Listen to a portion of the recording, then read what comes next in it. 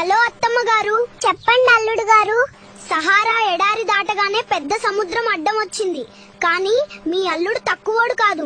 ఏకంగా షార్క్ ని ఆటోలాగా పట్టుకుని వస్తున్నా మీ ముద్దుల కూతురేమో వెనకాల ఆ షార్క్ తోక పట్టుకుని టైటానిక్ పోజులు ఇస్తుంది. అబ్బో, నా బిడ్డ పోజులకి సముద్రం కూడా షేక్ అవ్వాల్సిందే అల్లుడు గారు.